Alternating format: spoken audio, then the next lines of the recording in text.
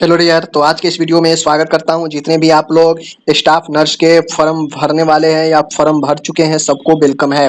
देखिए, अभी जो नए सॉफ्टवेयर को जो बदलाव करके दोबारा से जो रीओपन किया गया है ऑनलाइन फॉर्म, उसमें बहुत सारे लोगों को सवाल है। ठीक है, बहुत सारे लोगों को सवाल है कि ये मांगा जा रहा है तो ये मांगा जा रहा है तो ये मांगा जा रहा है। तो आज इस वीडियो में हम आपको कंप्लीटली यहाँ पे बताएंगे कि आखिर क्या जो है मांगा जा रहा है और क्या जो है आप लोग को फॉर्म में दिया जा रहा है, क्या डालना है।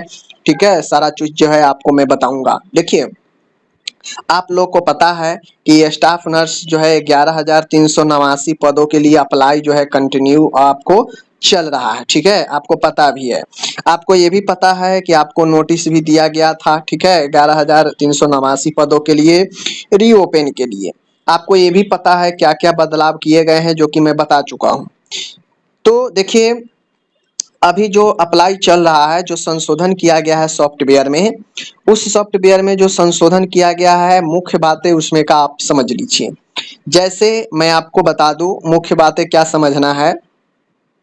तो मुख्य बातें आपको ये समझना है कि सबसे पहले जब आप फॉर्म भरते हैं तो आपके पास डिप्लोमा सर्टिफिकेट होना चाहिए। ठीक है, आप किसी भी स्टेट से नर्सिंग किए हैं, आपको पास जीएनएम किए हैं तो डिप्लोमा सर्टिफिकेट होगा, और बीएससी नर्सिंग किए हैं तो डिग्री सर्टिफिकेट होगा। ठीक है, जो सर्टिफिकेट आपको मिलता है वो आपको होना चाहिए, क्योंकि यह सर्टिफिकेट नंबर मांगा जाता है। ठीक है, दूसरी चीजें, आपको तीनों इयर्स जीएनएम का मार्कशीट, अगर बीएससी नर्सिंग है तो चारों इयर्स का मार्कशीट आपको होना चाहिए, ओरिजिनल वाला। ओके, अब यहाँ पे जो फॉर्म भरा रहा है उसमें दो महत्वपूर्ण बातें हैं।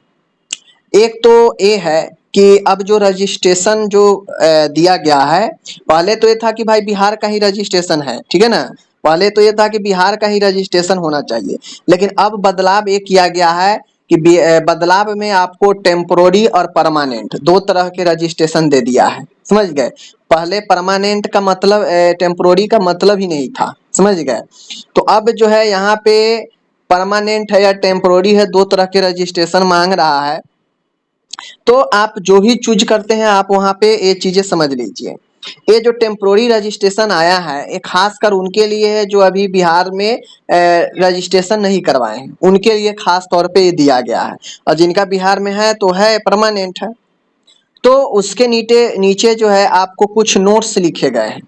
दूसरी चीजें, जो आईएनसी का जो चीजें है, आईएनसी दूसरे स्टेट से आप किए हैं तो ये जो आईएनसी का वैधता जो था, कि आईएनसी का वैधता समाप्त करना जो था मांगा गया था, तो ऑप्शन तो आ रहा है आईएनसी के अपलोड करने का, ऑप्शन तो आ रहा है। अगर दूसरे स्टेट आप चयन करते हैं तो आईएनसी का लेटर आ रहा है, लेकिन आपके पास आईएनसी है तो अपलोड कर दीजिए, नहीं है तो कोई दिक्कत नहीं है, मैंडेटरी नहीं है। जो पहले आईएनसी मैंडेटरी था, अब वो मैंडेटरी यहाँ पे नहीं है। यानी अब आईएन अगर आप आउट ऑफ बिहार चयन करते हैं तो अपलोड करने का एक ऑप्शन देगा आईएनसी सुटेबिलिटी का, लेकिन आपके पास आईएनसी सुटेबिलिटी नहीं है, आप वहां पे नहीं अपलोड करेंगे, फिर भी जो है फॉर्म आपका एक्सेप्ट हो जाएगा, आगे बढ़ जाएगा। समझ गए? तो ये वैधता खत्म कर दिया गया है।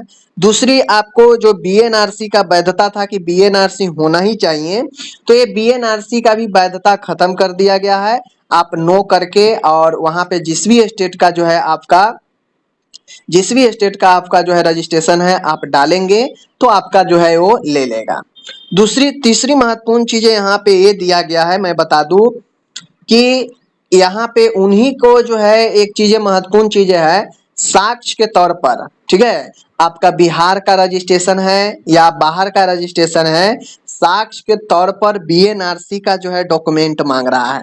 यानी आप बिहार में रजिस्ट्रेशन ट्रांसफर अभी करा लिए हैं, प्रोसेस पेंडिंग में है, तो उसके लिए कोई एप्लीकेशन आप दिए हैं तो उसके लिए जनरेट होगा एप्लीकेशन नंबर, तो साक्ष्य के तौर पर वो डॉक्यूमेंट मांग रहा है। समझ रहे हैं? साक्ष्य के तौर पर वो डॉक्यूमेंट मांग रहा है कि आप बीएनआरसी में ट्रांसफर के लिए प्रोसेस में लगा दिए हैं, तो वो प्रोसेस वाला डॉक्यूमेंट को अपलोड करिए, साक्ष्य के तौर पर वो मांग रहा है अभी। ठीक है, तो यानी ये फॉर्म भरने में पहले आपको बीएनआरसी में अप्लाई करना पड़ेगा ट्रांसफर के लिए, और वहां से जो एप्लीकेशन जनरेट होगा उसको साक्ष्य के तौर पर यहाँ पे जब मांगा जाएगा फॉर्म फिल करने में, तो आपको अपलोड करना पड़ेगा। ठीक है ना?